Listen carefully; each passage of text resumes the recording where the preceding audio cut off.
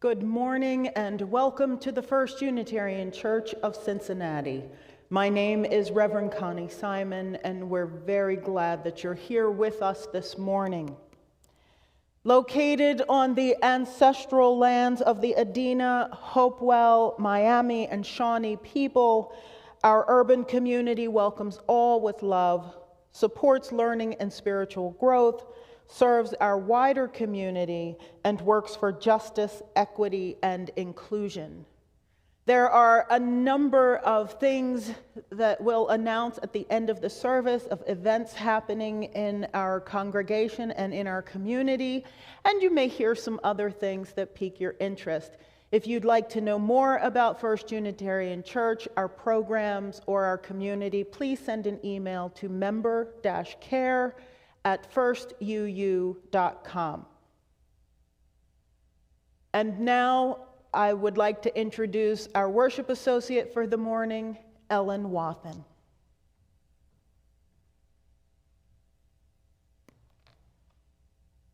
Look well to the growing edge. All around us, worlds are dying, and new worlds are being born. All around us, life is dying and life is being born. The fruit ripens on the tree. The roots are silently at work in the darkness of the earth against a time when there shall be new leaves, fresh blossoms, green fruit. Such is the growing edge. It is the extra breath from the exhausted lung, the one more thing to try when all else has failed. The upward reach of life when weariness closes in upon all endeavor. This is the basis of hope in moments of despair, the incentive to carry on when times are out of joint, and men have lost their reason, the source of confidence when worlds crash and dreams whiten into ash. The birth of the child, life's most dramatic answer to death. This is the growing edge incarnate. Look well to the growing edge.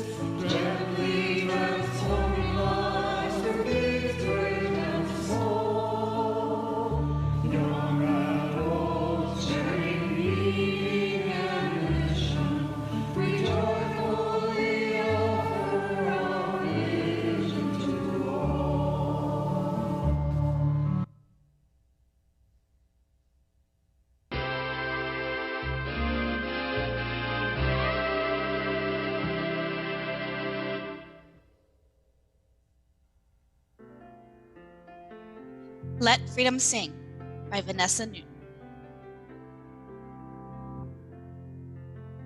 Freedom sings. Powerful, inspirational, unifying. Music was an undeniable force in the civil rights movement in the 1950s and 1960s. At marches, at meetings, at demonstrations, songs motivated activists who were expressing their desire for freedom and equality. Many of the protest songs were African American spirituals, their lyrics adapted to speak about the hardships Black Americans faced day in, day out.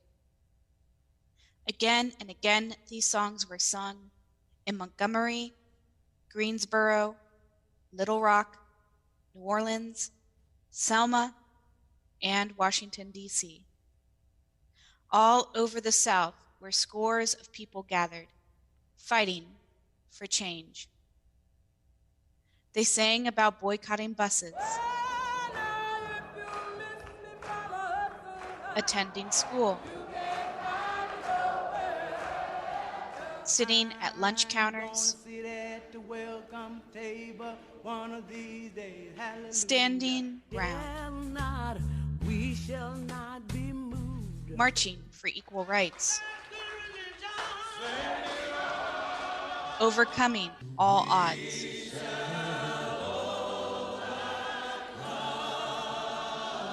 Serving time in jail, and letting the best in themselves shine the brightest. This little light of mine captured the spirit and heart of the movement. A gospel children's song written by Harry Dixon Lowes, it became an anthem of the time thanks to the efforts of civil rights activists Zilphia Horton and Fannie Lou Hamer. Confronted with dehumanizing indignities and daily sacrifices, each person had to find their inner strength and resolve, their inner light. Rosa Parks did. Thelma Mothershed did. Dr. Martin Luther King Jr. did. Melba Patillo did. Ernest Green did. Azel A. Blair Jr. did. Elizabeth Eckford did. David Richmond did. Jefferson Thomas did. Joseph McNeil did. Terrence Roberts did. Franklin McCain did. Carlotta Walls did. Ruby Bridges did. Minnie Jean Brown did. Lyndon B. Johnson did. Gloria Ray did. Barack Obama did. They and many others, unnamed and unsung, let their lights shine.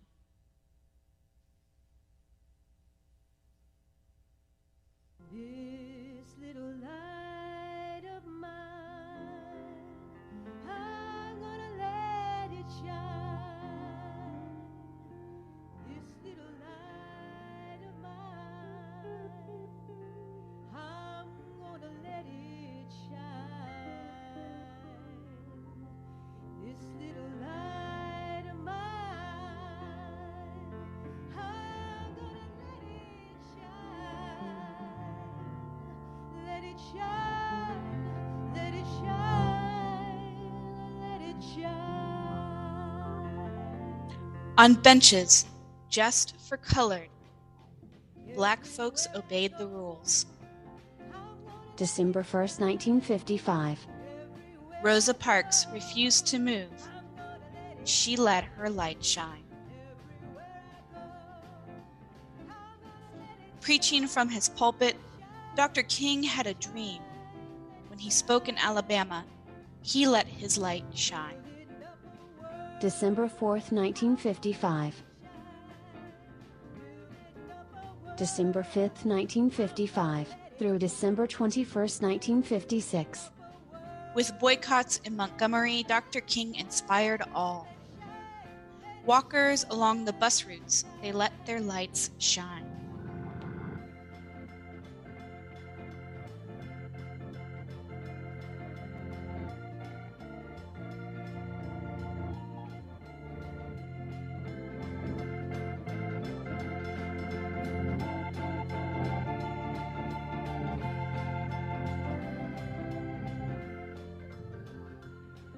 February 1st, 1960. The Greensboro Four. Azel A. Blair Jr., David Richmond, Joseph McNeil, and Franklin McCain. Students at lunch counters, they hoped to be served. As the Greensboro Four sat waiting, they let their lights shine.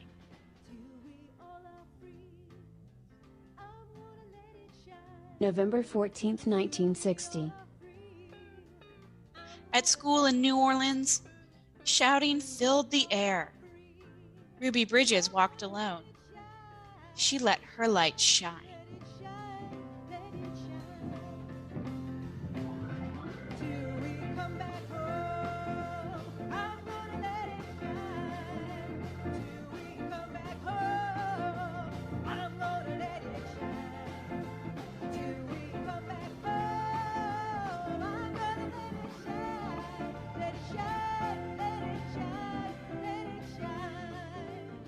August 28th, 1963.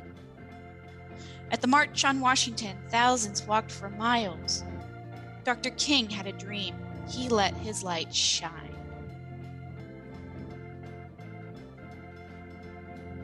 President Lyndon Johnson helped to change the law. July 2nd, 1964, through August 6th, 1965. Civil rights for everyone.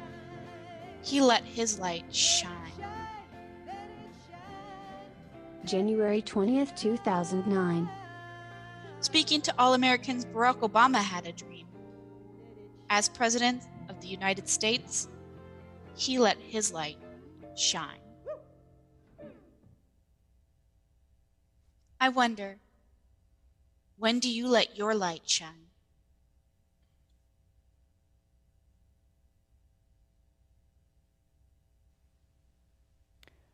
When do you let your light shine? We let our light shine in those times of joy, when we are happy, when good things are happening in our lives. But we often forget that we still hold that light, and we can still let it shine even in times of sorrow. That light can be our solace. That light can be our comfort and our guide through difficult times. We pause this morning to lift up those joys and sorrows that have happened in our lives since last we were together. We have before us the stones that represent those joys and sorrows, and the water which represents the healing power of love. This is not just any water, it is special water. Water that was brought here by this community over the last 3 years as part of our water communion. You've blessed it with all the things that you bring to community, with love and joy and peace and hope and sadness, and everything you bring is in this water. So we drop a stone this morning for those who are experiencing great joys, that this love will be amplified and spread throughout our hearts and throughout the world. And at the same time, we drop another stone for our sorrows, for our prayers.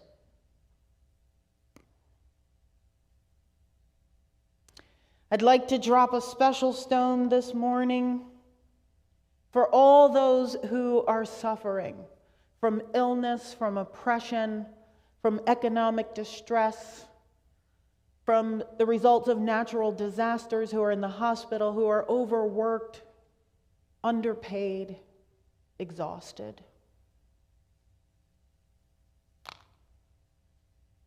And a special stone of solidarity for our siblings at the Colleyville Synagogue.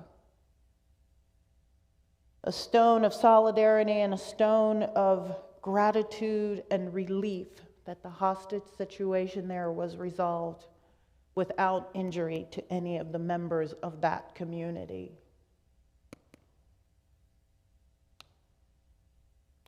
And finally, we drop another stone for all the joys and sorrows and thoughts and cares and things that are carefully guarded in our hearts, those things we dare not speak out loud. We drop this stone that the water may soothe those sorrows and amplify our joys. And now I invite you to enjoy looking at these beautiful flowers that were given to us this week by Lee Ramstead in honor of her beautiful new grandson, Ian. Please contemplate these flowers as I read How Good to Center Down by Howard Thurman. How good it is to center down, to sit quietly and see oneself pass by. The streets of our minds seethe with endless traffic. Our spirits resound with clashings, with noisy silences, while something deep within hungers and thirsts for the still moment and the resting lull. With full intensity we seek, ere the quiet passes, a fresh sense of order in our living. A direction, a strong, sure purpose that will structure our confusion and bring meaning in our chaos. We look at ourselves in this waiting moment, the kinds of people we are, The questions persist. What are we doing with our lives? What are the motives that order our days? What is the end of our doings? Where are we trying to go? Where do we put the emphasis, and where are our values focused? For what do we make sacrifices? What is my treasure, and what do I love most in life? What do I hate most in life, and to what am I true? Over and over, the questions beat in upon the waiting moment. As we listen, floating up through all the jangling echoes of our turbulence, there is a sound of another kind, a deeper note, which only the stillness of the heart makes clear. It moves directly to the core of our being. Our questions are answered, our spirits refreshed, and we move back into the traffic of our daily round with the peace of the eternal in our step. How good it is to center down. Please join me in a moment of silent meditation, reflection, and prayer as we do center down.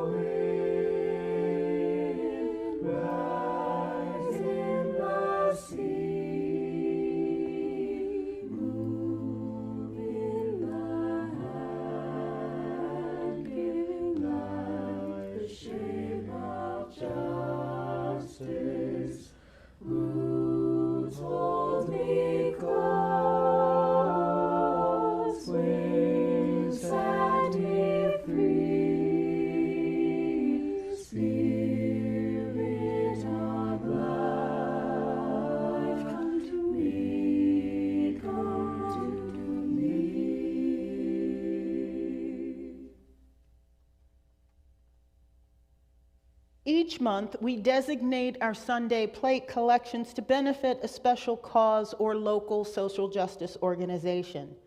This month, our beneficiary is the New Center for Social Justice, a Black-led initiative housed at the Urban League here in Avondale. The center was launched in summer 2020 in direct response to police violence that included the tragic killings of George Floyd and Breonna Taylor. Police brutality and the resulting race-based trauma has a profound effect on the psychological and physical well-being of Black and brown individuals, families, and communities. The center works to prevent police violence in our region before it occurs again by partnering with communities and police departments to accelerate reforms in local jurisdiction. It also works on addressing voter suppression and emerging social justice issues. Last week, Executive Director Raquel Howard-Smith shared what it looks like to move from protest to policy and her perspective on how we must center the voices and solutions developed by communities directly impacted by systemic injustice. I invite you to check our YouTube page and watch the conversation with her. It was indeed an interesting and educating conversation. If you would like to support the work of the Center for Social Justice, you may do so electronically or by check. It's easy to give to First Church. You can text the word GIVE to 513-717-7373. If you have access to our Breeze member system, you may click Give Now. If you're visiting our website at firstuu.com, you can click on the Donate button and you'll see a drop-down box for Giving Now. If you choose to give electronically, select the January Share the Plate from the drop-down box to make sure that your contribution goes directly to the work of the Center for Social Justice. You may also mail a check made payable to First Unitarian Church with Center for Social Justice in the memo line to 536 Linton Street, Cincinnati, Ohio, 45219. If this is your first time visiting us, we invite you to let the virtual plate pass you by. Your presence is your gift to us. Our offering will now be gratefully received.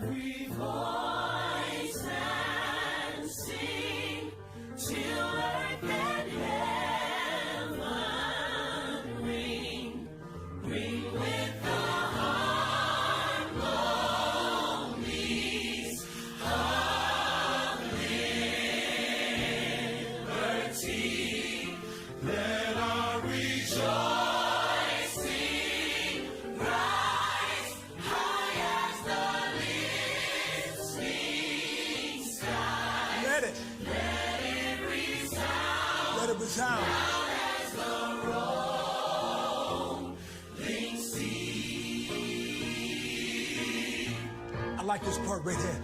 Come on. Sing a song full of the faith that the dark past has taught us. Sing a song full of the hope that the present has brought us. Facing the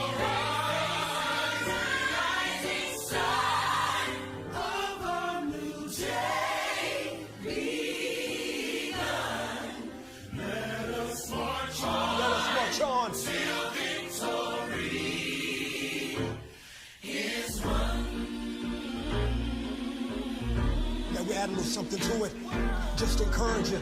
We're gonna take you to church later. Let's go! We'll keep marching right until the victory is won. To all my brothers out there, hold your head up, brother, till the victory is won. To all my sisters in the struggle, keep believing, sister, till the victory is won. Till that day! Till that day comes. Hey! Let us march on to victory! Till victory is won.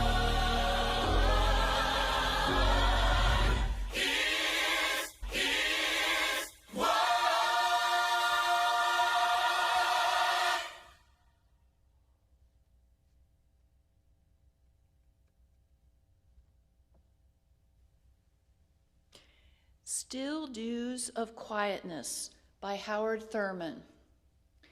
Drop thy still dews of quietness till all our striving cease. Drop thy still dews of quietness.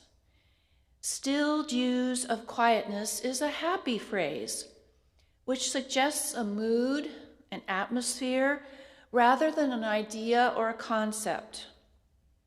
It is a feeling tone of peace, of tranquility that settles down over one's spirit.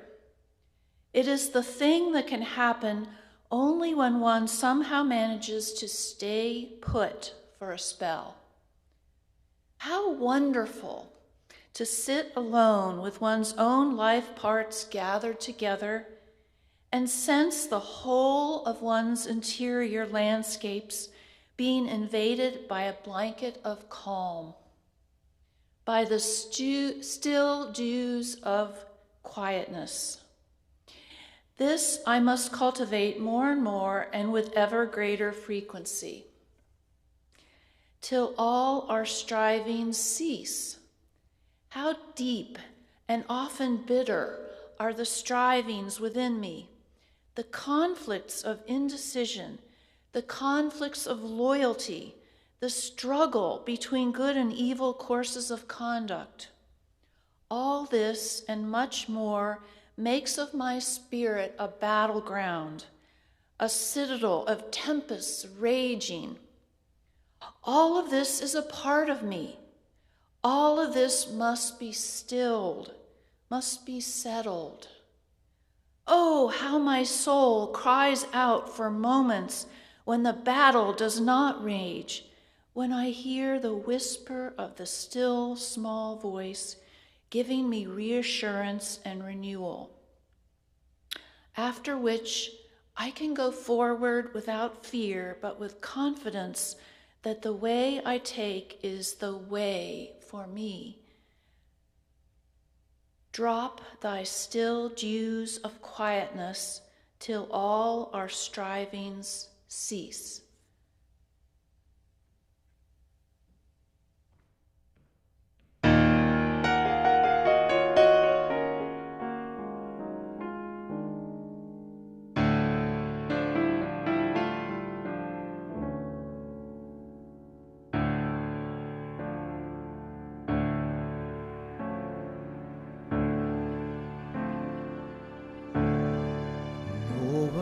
Noah, let me come in.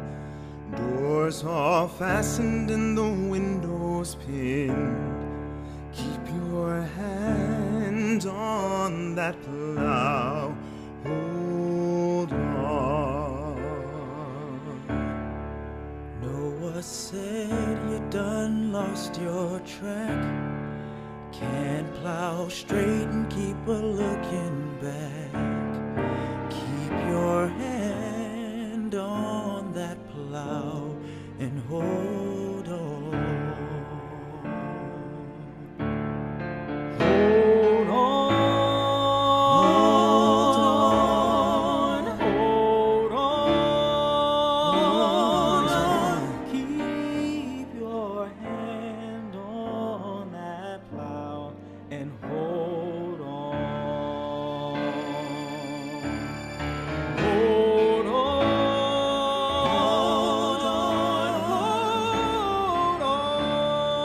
Hold on. Keep your hand on that plow and hold on. Mary had a golden chain, every link spelled with Jesus' name. Keep your hand on that plow and hold on. Hold that chain and never tire. Every round goes higher and higher. Keep your hand on that plow and hold on. Hold on. Hold on. Keep your hand on that plow and hold on. Hold on. Hold on.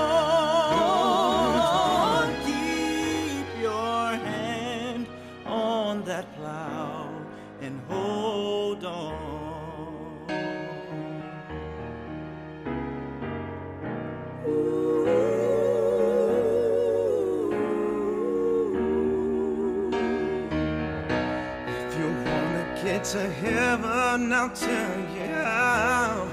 Keep your hand on that gospel plow. Keep your hand on that plow. Just hold on.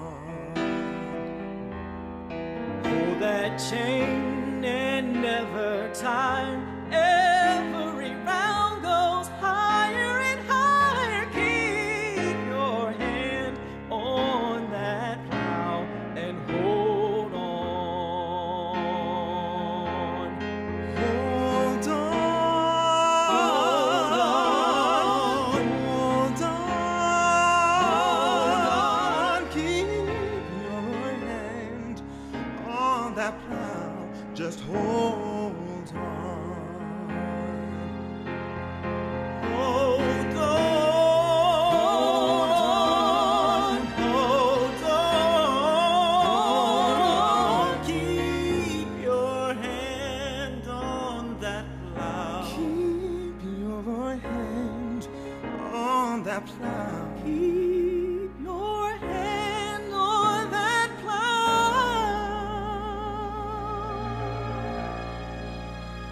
And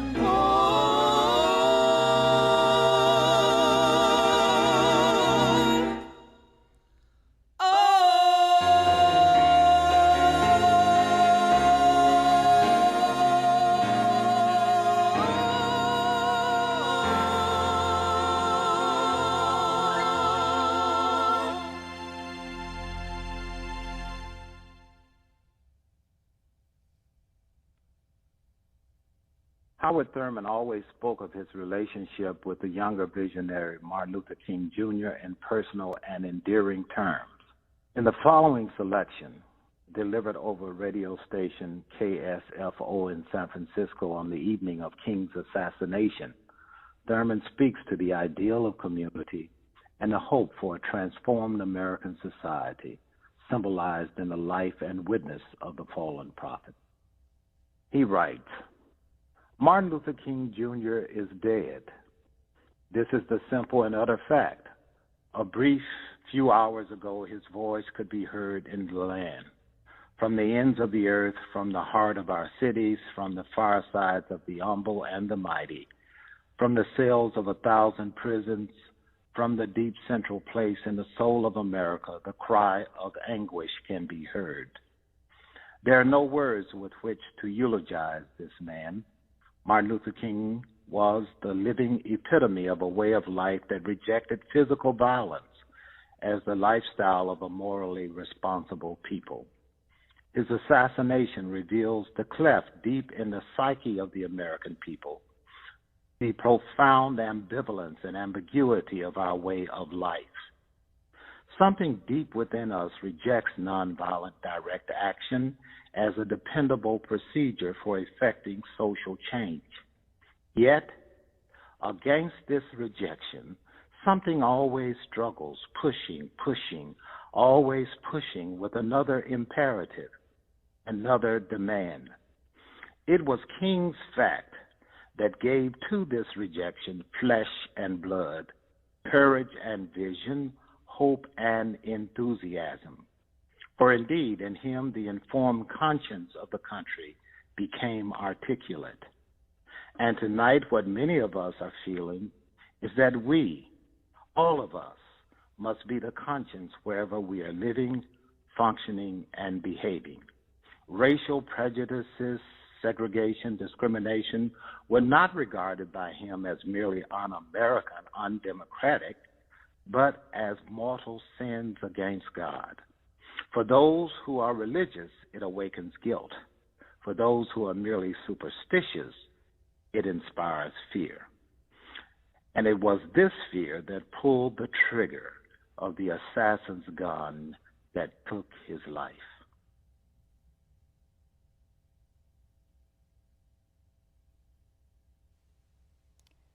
There were many who spoke out after the assassination of Reverend Dr. Martin Luther King Jr. People of all religions, nationalities, and ethnicities, from all walks of life, from sanitation workers to presidents, clerks to kings. Yet I've chosen to share with you the words of Howard Thurman, a quiet, intellectual, and deeply spiritual man who influenced thousands, and one man in particular, Martin Luther King Jr., with his wisdom. David B. Gowler, co-editor of Howard Thurman's Sermons on the Parable, writes, "One cannot understand King's philosophy and theology without first understanding Thurman's work and Thurman's influence on King and other civil rights leaders." So who is this Howard Thurman, and how is it that we are not celebrating his birthday as a national holiday? Well, as I've said, he was a quiet man, an intellectual man. This story is repeated about him often, and I'm going to share with you the way it's presented on the Boston University website. More than a century ago, an African-American seventh grader from segregated Daytona, Florida, prepared to board a train for Jacksonville and high school. His family dropped him at the train station with the fare, but neglected to give him enough money to ship his baggage. A boy like other boys, without an adult self-sufficiency, he did what any stranded child might do. He sat down and cried. Then a black man, a stranger, covered the bill for him. Years later, when the boy became a man and wrote his life story, he dedicated it to the stranger who restored my broken dream. The boy was Howard Thurman. Howard Thurman was raised by his grandmother, who had been enslaved. His father died when he was only 7 years old. And he tells of the stories, he tells of the experiences that his grandmother shared with him and how it shaped his life. After he left that high school in Jacksonville, he attended Morehouse College, receiving a Bachelor of Arts in 1923, and then a degree in divinity from Rochester Theological Seminary. He did graduate work at the Oberlin School of Theology and at Haverford College, where he studied under the Quaker Rufus Jones. He came back to Morehouse to teach in 1929. And then he married Sue Bailey, who was a friend of Dr. King's mother, who had attended Spelman College. You see, Dr. King's father, who was known as Daddy King, was a classmate of Thurman's at Morehouse. After teaching there for a while, they moved to Washington, D.C., and he joined the faculty of Howard University, and then later became the dean of the Howard Rankin Memorial Chapel, a position that he held until 1943. He later resigned that position to help found an intentionally multicultural, multiracial, multi-faith church in San Francisco. It was called the Church for the Fellowship of All Peoples. He was co-pastor there with Alfred G. Fisk. He stayed there until 1953, when he accepted the post of Dean of Marsh Chapel and Professor of Spiritual Disciplines and Resources at Boston University. He tells in his biography about a special trip he took in 1935. The Thurmans traveled on a pilgrim of friendship with other clergy members and African Americans and Christians, a larger group, to Burma, Ceylon, and India. While he was there, he met Gandhi and discussed the status and history of African Americans and questions of nonviolence. Thurman was completely absorbed and taken by this concept of nonviolence. But I will share with you that Gandhi wasn't so sure about Thurman. And I'm quoting from his book, Jesus the Disinherited. After the service was removed, Gandhi said to me, "What are you doing over here? I know what the newspapers say about a pilgrimage of friendship and the rest, but that is not my question. What are you doing here?" He proceeded to ask how Thurman, a Christian man, could embark upon a trip sponsored by the Christian church that was responsible for the enslavement and oppression of African people for hundreds of years. He concluded his comments to Thurman with, "I am a Hindu. I do not understand. Here you are in my country, standing deep within the Christian faith and tradition. I do not wish to seem rude to you, but sir, I think you are a traitor to all the darker peoples of the earth. I am wondering what you, an intelligent man, can say in defense of your position." This was not the first time that Thurman would be accused of being silent, of being complicit in the oppression of Black people in the United States and in the world. He wasn't the activist. He wasn't the person who was leading the marches. He wasn't the person speaking at the rallies. Instead, he was the one preaching about spiritual development. In a way, I would say that it was similar to our Opening Hearts work. Thurman preached about prophetic spirituality and the inward journey, not just for the sake of making the journey, but for the sake of being in a position to transform the world. If you can't be clear on who you are and what you stand for and what you believe, it's hard, so hard to do the work of justice. So how is it that King adapted Thurman's and Gandhi's beliefs on nonviolence? Well, as I mentioned, King's father and Thurman were classmates. His mother knew Thurman's wife. King was used to seeing Thurman in their home when he was a child. And when King went to Boston University, their paths overlapped.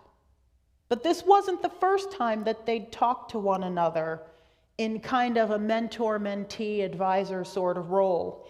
In 1958, King was stabbed by Isola Ware in New York City. Thurman came to visit him in the hospital. While he was there, he spoke to King and he said, "You know, I think you really need to take a step back."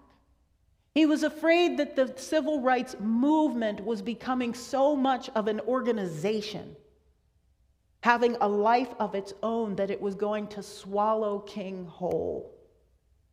He encouraged him to step away briefly, to meditate on his life, and to question his purposes, to ask himself what he was really about, and then move on. He asked King, "How long did the doctor say you're going to need to recuperate?"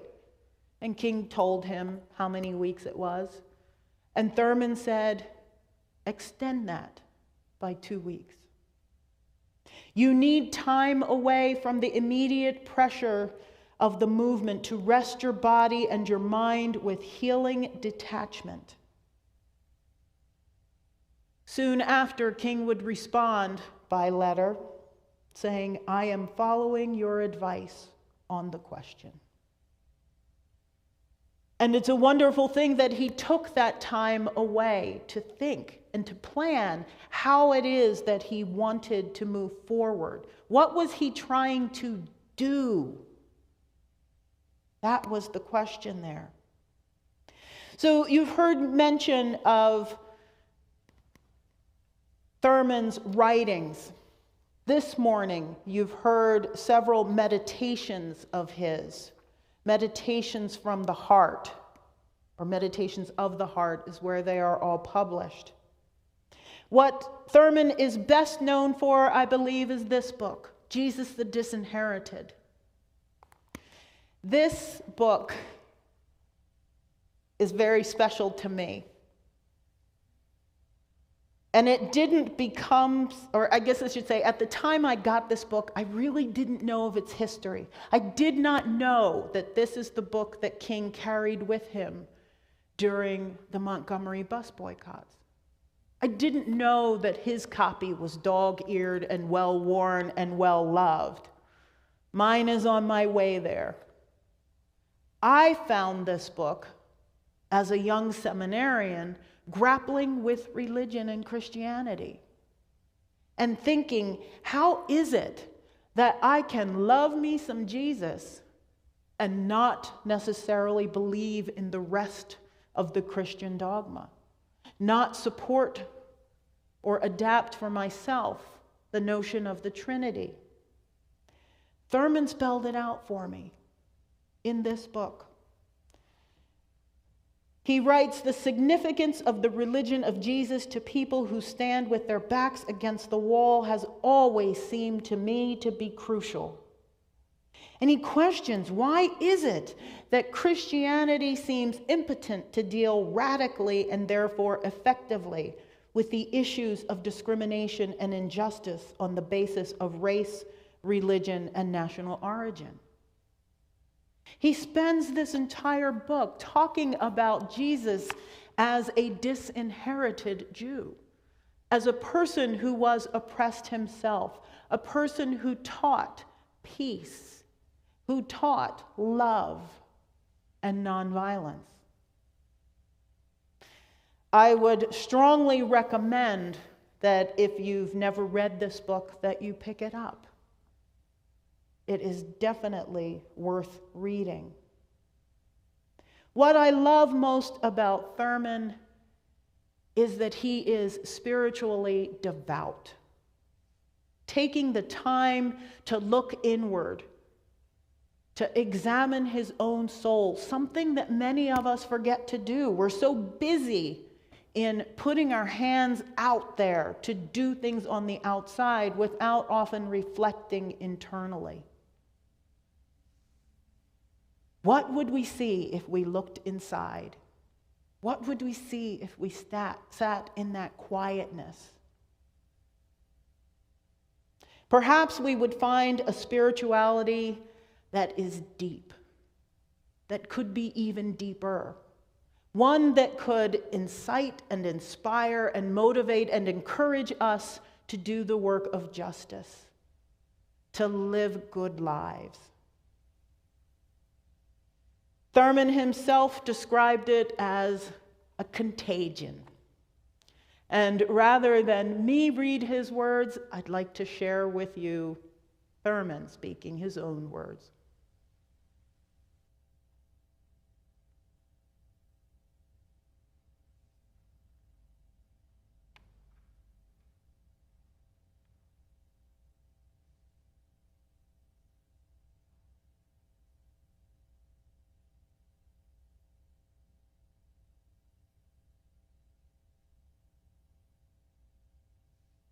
He's in his 80s, used to be Dean of the Chapel at Boston University. His name, Howard Thurman.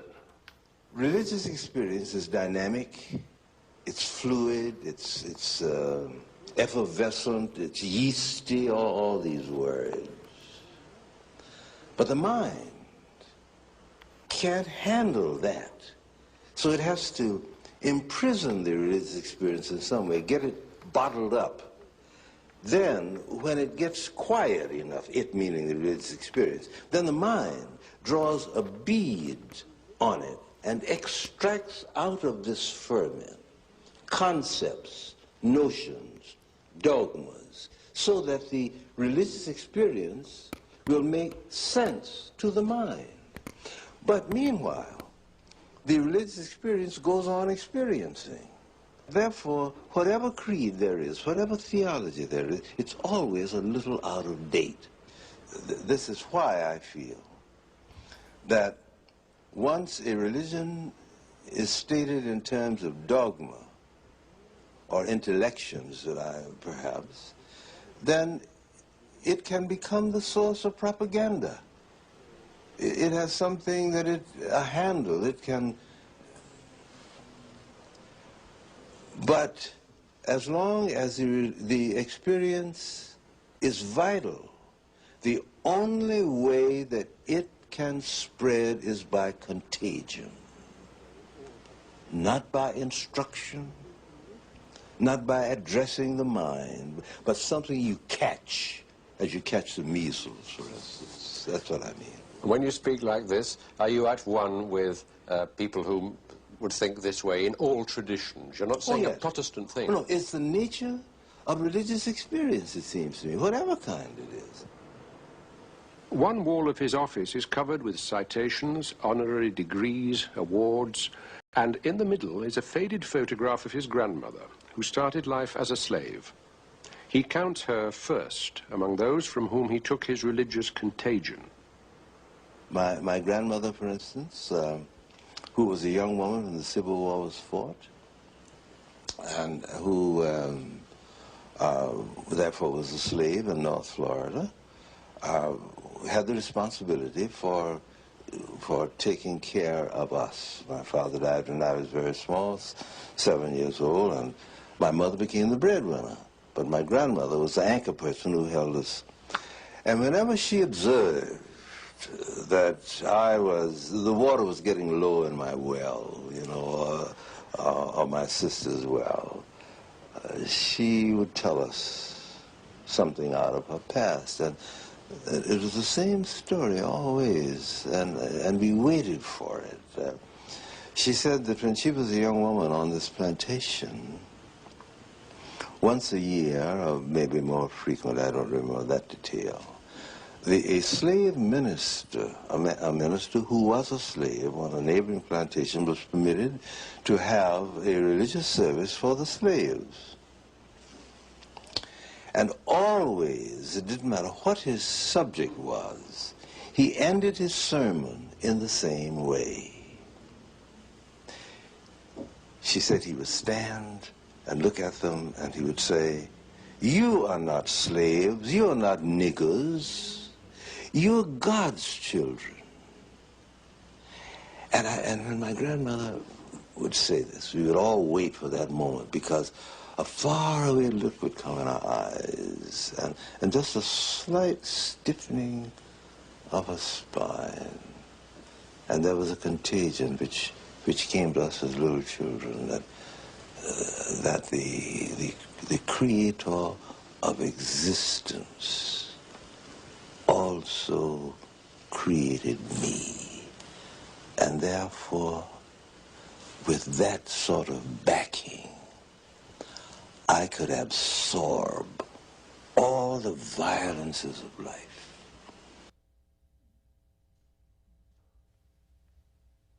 Our last Thurman reflection is my favorite, the moments of high resolve. Keep fresh before me the moments of my high resolve. Despite the dullness and barrenness of the days that pass, if I search with due diligence, I can always find a deposit left by some former radiance. But I had forgotten. At the time, it was full-orbed, glorious and resplendent. I was sure that I would never forget. In the moment of its fullness, I was sure that it would illumine my path for all the rest of my journey. I had forgotten how easy it is to forget. There was no intent to betray what seemed so sure at the time. My response was whole, clean, authentic. But little by little, there crept into my life the dust and grit of the journey. Details, lower-level demands, all kinds of cross-currents. Nothing momentous, nothing overwhelming, nothing flagrant, just wear and tear. If there had been some direct challenge, a clear-cut issue, I would have fought it to the end and beyond.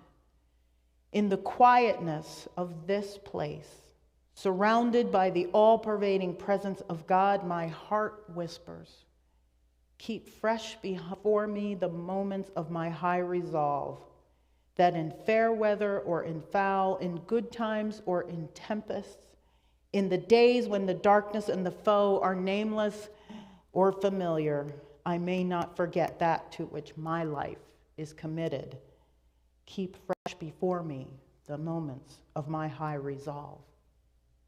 And with that, we will extinguish our chalice by reading together the words that appear on your screen. We extinguish this flame, but not the light of truth, the warmth of community, or the fire of commitment. These we carry in our hearts until we are together again.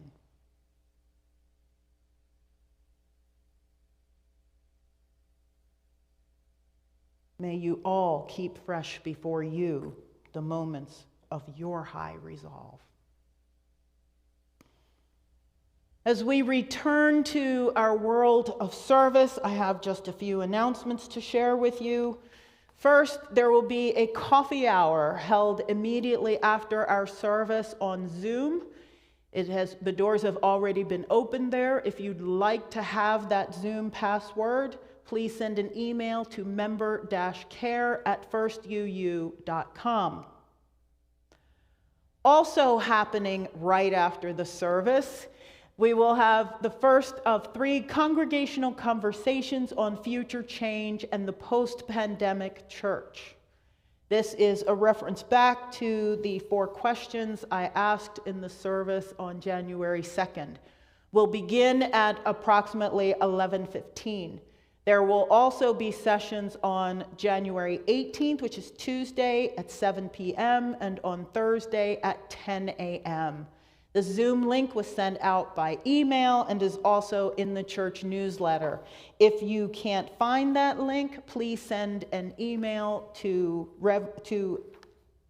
member-care@firstuu.com and we'll send that right out to you. Our Heart in Hand auction will be happening soon. It ends on February the 13th. So right now we still need donations of food, gifts, cards, services, crafts, vacations, getaways, parties, dinners, services, anything you can think of to donate for our 40th annual Heart in Hand auction. If you have questions or want more information about the auction, please send an email to auction@firstuu.com. And finally, our January congregational meeting will be held on Sunday, January 23rd. The doors will open at 11. The meeting itself will begin at 11:30. Advance registration is required via Breeze. If you have not already responded or aren't sure how to register, please send an email to administrator@firstuu.com and we will help you out.